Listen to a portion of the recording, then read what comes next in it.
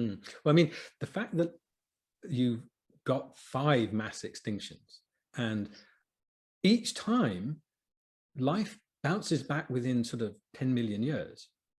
I mean, 10 million years is a long time to wait for a bus, but evolutionarily, it's nothing. And so I thought to myself, well, if human beings managed to wipe themselves out, it would only be 10 million years before all the kinds of creatures that we might wipe out with us in our stupidity, there'd be new versions of them. I mean, life would just go, okay, fine, next. So this is a really interesting thing, because I find that weirdly reassuring, which I mean, and maybe terrifying. Yeah, there's a bit of me that thinks there's something wonderfully reassuring about that, because if you value just life in general, I'm reassured by the fact that nothing we could do will wipe out all life. I'm quite convinced something will always survive. But do we really want to create that kind of impoverished planet? Basically, do we want to be the next volcano? Is what we should be asking ourselves. Sure. Because, you know, things might survive, but there's such an incredible diversity, and this book illustrates how it's taken so long to create the diversity we see. It seems almost sacrilegious for us not to do something to protect it. Oh, certainly. But I mean, I would imagine if there were some thoughtful crocodiles, they might be thinking, come on, you can do it. Come on, just wipe it all out and give us another go. Because as you said, 10 million years, they'd be standing upright and getting on with things, thinking, thank God those hairy monsters have gone. My money's actually on the birds. My money's on the crows. All right.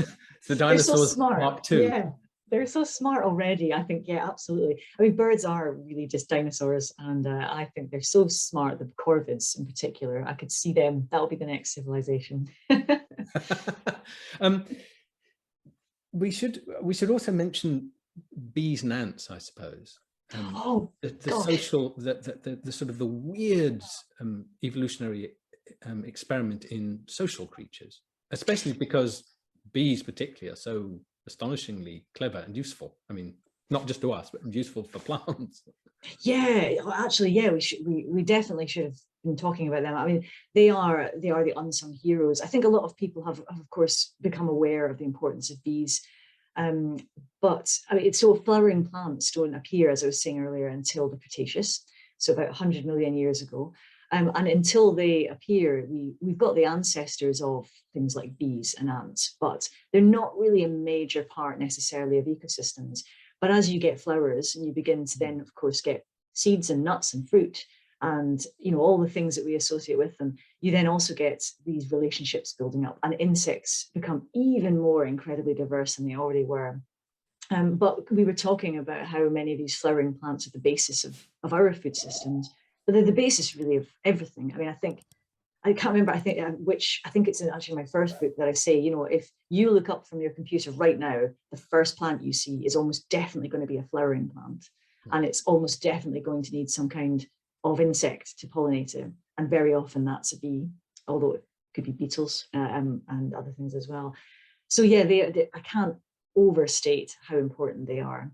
And social insects in general have been so foundational for us in understanding how evolution works. Because it's a very difficult thing. You know, we're always talking about evolution being this fight for survival. So why would some creatures choose to, instead of fighting, cooperate? And this has been, you know, one of the great preoccupations of biologists for quite a long time. It has led to so many discoveries about how evolution works. And it's the theme which runs right through the book, from, you know, lichens, which aren't they a fungus and a microbe, is that right? Yeah, and an algae. Yeah, an algae. Yeah. I mean, so right from there, and then you've got the mycorrhiza and plants, and then plants are very adaptable. I mean, that plant sex, if you'll pardon the expression, they're very changeable. I mean, they have. Don't ferns have a kind of sperm? It moves through the water. Motile, yeah. It's and so botany is mind-blowing. Yeah, you're quite right. And I think I mentioned earlier about trees, but trees that are not really trees. And what I mean by that is that, you know, you'll find these structures that to a non-botanist, you're like, oh, look, it's another tree. but it's actually a completely and utterly different branch of plants that have gotten to that structure in a totally separate route, and it's it's convergent evolution. And they breed in so many different crazy ways. You've got some using wind to carry their seed. You've got others, as you say, like as I quite often say, fern sperms that are basically wiggling around in water, but they're plants. I mean, yeah, you can't fail to be astonished again and again when you look at nature. Yeah, and I mean, how many plants spread their seeds by getting tangled up in your dog's fur? So you spend half an hour brushing the little burrs out of the dog. It does make you think, though, that again, without furry mammals around, would that have developed? Because there'd be nothing really to attach to. They'd have to be pretty spiky to attach to dinosaurs. But again, it's one of the themes of the books. It shows that half of the world that species are adapting to are other species. It's the classic example of jobs for the boys. They're all keeping each other in work. That's a great way of putting it. Well, I quite often think that, like, it's almost like if you might think of nature, I mean, maybe this is not a nice analogy, but like a company, and there's a set load of different jobs that need to be done in this company. And every time there's a mass extinction, it's almost like there's been a mass firing of different organisms from their jobs. But there's always another organism appears and takes that job, but it might be a completely different one. Yeah, I think you're right. Yeah, it's quite interesting. There's a couple of questions already come in. Rather than keep on talking, I mean, we'll come back and talk. But Charles, he picks up on this. He said, well, if there were no worms in North America, hint of skepticism here, how was the soil so fertile, or was it? Now, I agree with him. That's what I mean. Thank you, Charles, because I was thinking, wasn't North America, famously terribly fertile? Well, what was going on there then? Oh, well, bear in mind that the ice ages were very recent. It's quite a short period of time. I mean, they began about 2 million years ago. And actually, come to think of it, I'm not sure at what point the maximum extent was that caused this to happen. But yeah, I mean, this is there's a different, a different mechanism that has led to the diversity in North America without the worms there. But this is quite a recent thing that happened. I mean, if you think were there worms there before? Oh yes, oh yeah. There would have been. Then they got wiped out. Yeah, they all froze to death.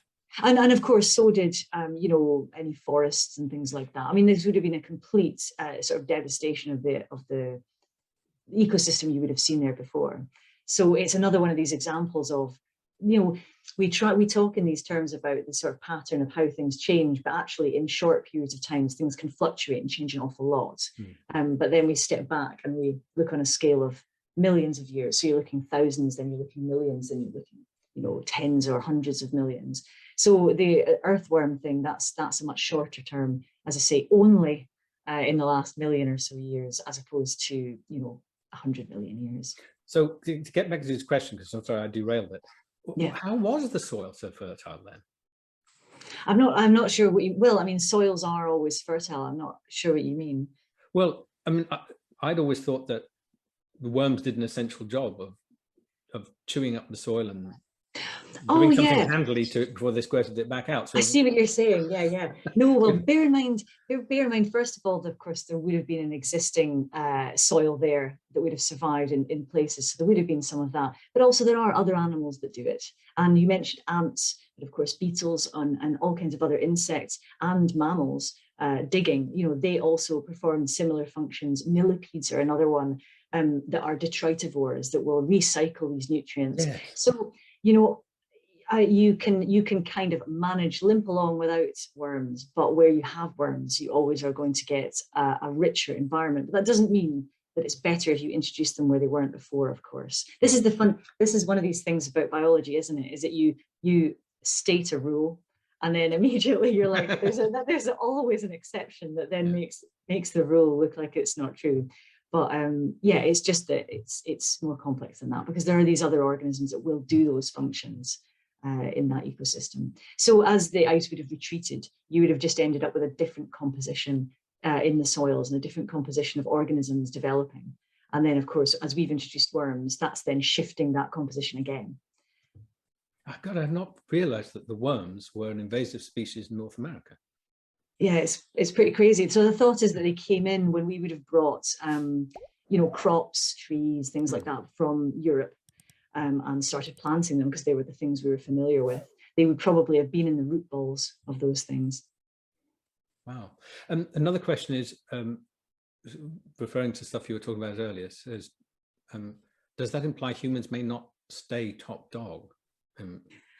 It is. I mean, we're only top dog in being with the top hooligan, I suppose. Yeah, I mean, this is a very difficult question to answer, isn't it? Because it also depends. So one thing that's kind of alarming that some people have highlighted is that there's been a suggestion that if things were basically set back to the so-called, the Stone Age again, that we wouldn't be able to reproduce the trajectory that we've had because we have used up all of the surface resources that we used in order to get to the point that we have done all around the world, different civilizations. And that's a really interesting thing to contemplate. So whether we would be usurped by another species it's kind of impossible to predict. Certainly, the only thing that makes us feel like we're so successful is because we are measuring success by a human standard. If you wanted to look at success in terms of number of species, well, we're not doing very well. There's only one species of human, although there were several in the past. Or if you want to look in terms of physical, disparity, how different the body is and how, different niches that we can occupy and stuff. The only reason we can do it is because we've developed technology. If you took that technology away, we will be eaten by tigers and fall victim to all kinds of different things because actually we're quite defenseless. So it depends on the measure and it depends on the circumstances. I would be very interested to see what kind of organism could take over in the future. And lots of people have speculated about that kind of thing. Well, I mean, they're only going to take over if we make some catastrophic mistake, I suppose, unless the arch villain pops up again, the one with the waxy moustache and the volcano. Exactly. The bad temper. The bad temper. When you get onto the more recent stuff, you say that there have been some extinctions amongst the megafauna, and you say, well, it happened at the same time that human beings came along. And I wondered, though, because I've read this a lot, there can't have been that many human beings around at the time. I mean, it must have measured in the hundreds of thousands. Is it likely that a few 100,000 human beings scattered across the globe could have wiped out hundreds of millions of megafauna, or might it have been climate change? This is one of the big debates in mammal paleontology, actually, and it's not resolved. Although it depends who you speak to, because there are two really entrenched camps, one who are absolutely convinced it was definitely people, and one that are really convinced it was climate. The chances are, as with all these things, that it was a bit of both. I mean, undoubtedly, as the climate changed, it would have had an effect on the habitats of these animals. But bear in mind that we talk about the Ice Age as if there was just one icy period and then it went away. But actually, the Ice Age is a series of peaks of ice and troughs. So you get times where the ice extends all the way over, most of Europe just about, and then times when it's just a margin at the very, very north of the continent. So, because you've got that fluctuation, we can look and say, well, many of these mega beasts seem to do fine through the previous ice retreats. Why did they not do so well over the most recent? And many people argue that, the only thing that was different was that we were around and that we were hunting them. So it could be potentially that it's a bit of both, that they were reacting to a changing climate and changing habitat and that we were an exacerbating factor. Whether we'll ever answer it, for sure, I'm not sure. I mean, it's one of those things that I think people always end up having an opinion on rather than being able to say 100% either direction.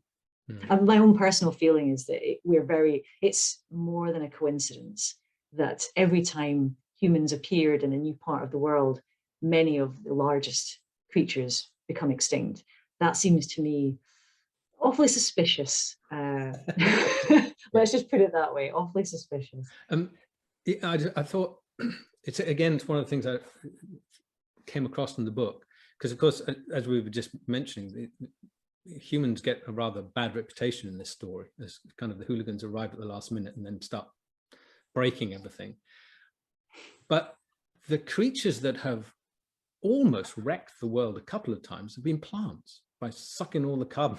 I mean, we became a snowball Earth for 600 million years because of the plants. Yeah, it took a while to get the equilibrium. Yeah, they can have enormous effect. And then it happened again with coral, didn't it? With that, I mean, plants have been, they're very dangerous. Actually, one of the things that shocked me was what rocks can do. So one of the ones that I found the most amazing was when the Indian subcontinent barreled into the rest of Asia and raised the Himalayas. That actually raising those Himalayas, of course, then you end up with more erosion, and the erosion was releasing different, gases and chemicals into our carbon cycle and so on, and that amazingly, mountains grew that actually caused change in climate, and it redirected the climate cycles over our planet and changed the pattern of basically things like rainfall and stuff. And I find these things really incredible. How can you imagine that a plant could do that, or a rock could do that? Can actually change. And because it's 6 kilometers that have been eroded off the top of the Himalayas, 6 kimeters off the Tibetan plateau. That's a shed load of rock. That's a lot. And that sucks that really does suck a lot of gas out of it changes the climate immensely, doesn't it? I mean, and as you point out, volcanoes are the other one. When they erupt, of course, it's not just a case of the particles in the air, it's all the gases they release as well. And within a relatively very, very short amount of time, hundreds to thousands of years, you can have a total and utter change in the climate of the planet because of the amount of sulfur and the amount of carbon dioxide that's pumped out in a very short amount of time. Another question is coming for you, again from Charles. He's saying, I'm wondering how all this impacts on human psychology. Just a little question for you. Which bits? I'm wondering which bits he's referring to specifically. All this, as in the problems that we're facing, or as in? Well, I don't know. I mean, there's all sorts of parts. I mean, it's a very humbling story. I mean, we come along at the last minute. The villain stalks the story all the way through, and there's nothing we can do if he decides to turn up. That's true. I mean, I agree with you about the humbling thing. I also think, it's very easy to get very dispirited and take it as a very negative story of like humans are the big baddies, we're the latest baddies. But actually, I would like to think that our capacity for technology and our capacity for learning means that we can also, develop ways to not live that in a way that basically destroys things. I mean, I really genuinely believe that we completely have the power to do that. And I think, as you say, that the fact that life can recover is reassuring, but I would like us to lose as little as possible in the meantime while we sort ourselves out, if possible. I mean, we come into it so late. It's like someone rushing into a crowded theatre 2 minutes before the end of the play and setting fire to the place. Very good analogy. I like it. Jeremy says, how long do you think, this is the topic, how long do you think the Holocene or perhaps the Anthropocene epoch will last? Do you think we may become victims of our own so-called success? Well, I don't have the answer to that. That's the thing is, I mean, it could end up being the very shortest and potentially most brutal of all the time periods that we've yet named geologically. But also, aren't we just so self-absorbed that we have actually named a time period after ourselves, the Anthropocene? Like, I know there's a good scientific reason for it, but don't we think we're special, Yeah. Like I say, I'm sure the crocodiles are just sitting there in the mouth of the Nile Delta, just going, come on, you can do it. Give us another chance. Listen, it's been great talking to you. I'm afraid we're out of time, but thank you so much. And it is a beautiful book. I think you should send a special note to your publishers for making it such a beautifully produced book. It's a pleasure to have, I have to say. Oh, thank you. And thanks to everyone who's come along as well. Yeah. Good to talk to you. All right. Okay. Bye-bye. Bye-bye.